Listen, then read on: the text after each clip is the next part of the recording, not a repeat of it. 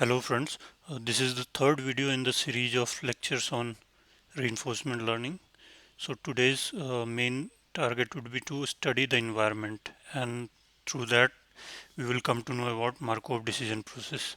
So we already know that reinforcement learning constitutes of two main players. So one player is agent, which takes actions, and the second player is environment, which emits some observations and rewards. So today our main focus would be to study environment. So it's mainly two types of environments. One is fully observable and second is partially observable. So first see what is a fully observable environment. So an environment where agent directly observes the environment states. So there is nothing hidden inside the environment. So agent can completely see what's going on within the environment, and so it can directly use environment state as its own state. So here in this case, so observation at time t would be the same at state at time t. So because nothing is hidden from the agent, and the agent does not need to construct its own representation of how environment is functioning. It's given that model. Like if we are creating an agent which is trying to learn some game, and we are feeding the exact rules of the game to the agent beforehand. So it's not the job of the agent to figure out what's going on, but we have given out how the environment functions. Everything is clear. So whatever is the observation in time step t, that it can use as its own state. So agent state is same as environment state, and this is the formally definition of Markov decision process. So this is the good case where agent state is same as environment state or the world state, and this formalism is known as Markov decision process, and we will use this a lot throughout our reinforcement learning. Now the other case, partially observable environment. So here the agent indirectly observes the environment partially. It only partially observes the environment. It does not have a clear picture of what's going on in the environment. So one example could be a high frequency trader. So the trader who is trading at very high frequency, it's not an investor, he is a trader, and the algorithm that is being used there looks at only the current prices. So it's not concerned with the historic prices of the stock market. It looks a very small region which is close to the current price, and it only observes that price. It has no data about what was the trend, what is the trend, and how has the stock behaved in different situations. So this trading algorithm has a very narrow view. It observes only a small part of the environment, not the complete environment.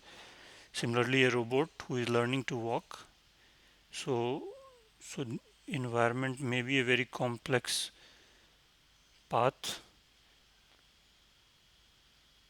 but the robot is walking currently here, so it has a camera vision and it observes very limited part of the environment, and it will make decision based on that. It will not know that if it goes 100 meter ahead and then go left, then there will be again a left turn. It has no idea about that. It has to uh, take decision based on whatever it can observe. So it has a very partial observation about the environment. Similarly, a poker playing agent observes only the public cards that is shown, and not the card which are to the other players. So in this case, agent state is not the same as environment state, and formally this is the definition of partially observable Markov decision process, or in short POMDP. So since agent cannot use the environment state because it does not have a clear vision of what's going on inside the environment, it has to construct its own representation of the state, of the agent state. So it can construct its representation of the state in various ways. Like one way could be to take the entire history as its state. So whatever value it has observed or whatever rewards it has got till time step t, it will consider that as a state, that is a valid representation of state. And other can be that it takes a probabilistic approach or Bayesian approach where it assumes uh, what's the state of environment at time t. What's so with probability this p1, the state of environment is s1, and similarly with probability pn. So it does not construct exact representation of state, but it takes a Bayesian approach. That what is the probability that environment state is s1, so p1. So this sum of all p1 to pn, it should be 1. So it creates a Bayesian or probabilistic approach, and it constructs view of environment. It guesses what the environment state currently is. And another way could be that it defines some function which depends on its previous state. So it defined some state in the previous time step, but it received some observation OT which changes its assumption about whatever state it has defined. So it will modify its current state depending on what was the previous state and the new observation.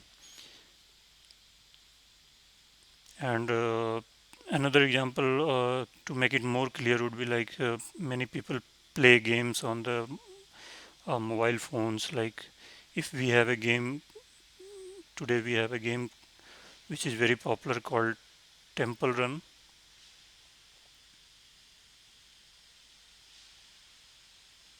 So here the agent is running, and it faces several obstacles. Like sometimes it may face some fire.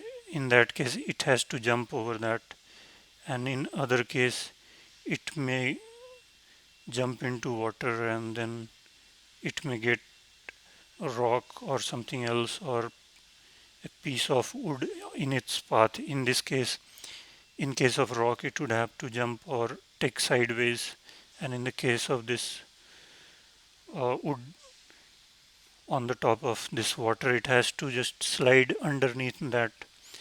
So the agent takes its decision based on what it observes. It has only a very small vision of the environment, and it does not fully observe what's going on. So how environment is deciding what next hurdle to add to the scene. So this is completely hidden from the agent. So this will also be an example of a POMDP, that is partially observable Markov decision process. So that's it. I will end today's video with that, and in next lecture we will focus on this agent parts. So today we saw different types of environment, and in next video we will see what are the components of agent. So we will explore that in the next video. So thanks for watching, and don't forget to subscribe.